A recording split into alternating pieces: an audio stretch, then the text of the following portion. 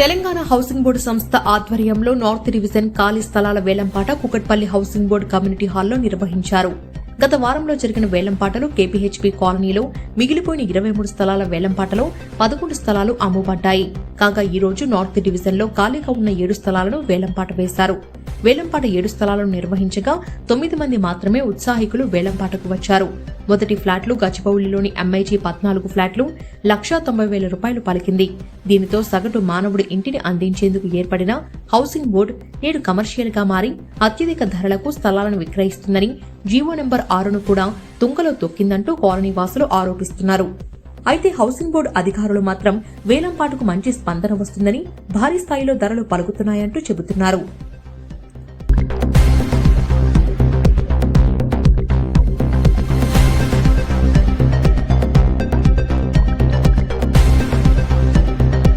మామూలుగా నడుస్తున్నటువంటి వేలంపాట అంటారా?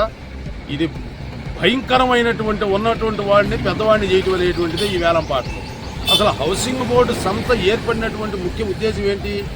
లేనటువంటి వాడికి, పేదవాడికి, ఇల్లు లేనటువంటి వాడికి ఒక గృహం ఏర్పరచాలనే ఉద్దేశంతో ఈ యొక్క హౌసింగ్ బోర్డు ఏర్పడింది. ఆ రోజున ఏర్పడినటువంటి హౌసింగ్ బోర్డు ఎన్నో మన ఉమ్మడి ఆంధ్రప్రదేశ్లో ఆ రోజున ఉన్నటువంటి 23 జిల్లాల్లో ఎన్నో ఇళ్లు కట్టి ఎంతోమంది పేదవాళ్ళని ఆదుకున్నటువంటి హౌసింగ్ బోర్డు ఇది.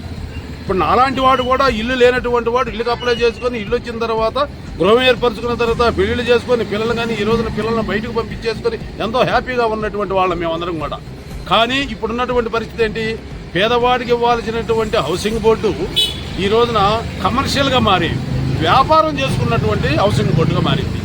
వ్యాపారం చేసుకుంటా ఉంటే పేద ప్రజల పరిస్థితి ఏంటి? ఈ రోజున ఎటుపోవాలి వీడు? ఇల్లు లేనటువంటి వాడి పరిస్థితి ఏంటి? మరి ఇల్లు లేనటువంటి వాడికి ఇల్లు కల్పించేటువంటి బాధ్యత హౌసింగ్ బోర్డుదే కదా. ఆ రోజున ఏర్పడినటువంటి అసలు ఫండమెంటల్ పాయింట్స్ అన్ని కూడా ఏమైంది హౌసింగ్ బోర్డుకి? ఇప్పుడు వచ్చే కొత్త వాళ్ళు వస్తూ ఉంటారు, ఆఫీసర్లు వస్తూ ఉన్నారు, రూల్స్ అన్ని తుంగలో దొప్పుతూ ఉన్నారు, మరలా వాళ్ళు వ్యాపారం చేసుకుంటున్నారు. ఈ విధంగా వ్యాపారం చేసుకుంటే ఎట్లండి? పేదవాళ్ళ పరిస్థితి ఏంటి? ఇప్పుడు మీరు జీవో నెంబర్ 6 అన్నారు. 6 అంటే ఏంటి? ఒకవేళ ఏదన్నా బిట్టు మిగిలిపోయింటే 100 గజాల లోపల బిట్టు మిగిలిపోయింటే ఆ ఇంటి పక్కన ఉన్నటువంటి వాడికి ఆ స్థలాన్ని ఇవ్వాలనేటువంటిది జీవో నెంబర్ 6. నార్త్ డివిజన్ వేలం ప్రకటన అండి. 7 ప్లాట్లకి ఆక్షన్ పెట్టాము. ఆ 7 ప్లాట్లలో ఫస్ట్ ప్లాటు ఆక్షన్లో పోయిందండి. ఇప్పుడు అది ఇంటి నెంబరు 49 ఎంఐజీ పక్కన గచ్చిబౌలి. మనం పెట్టిన అప్సెట్ ప్రైస్ ₹1,50,000 పెట్టామండి. అది ఇప్పుడు బిడ్డర్ వచ్చేసి ₹1,90,000 పాడాడు. అది మిగతావి ఆక్షన్ కొనసాగుతుందండి. అయిన తర్వాత మిగతాది అప్డేట్స్ ఇస్తాం. ఆదరణ ఎట్లా ఉంది? ఆదరణ బాగానే ఉందండి.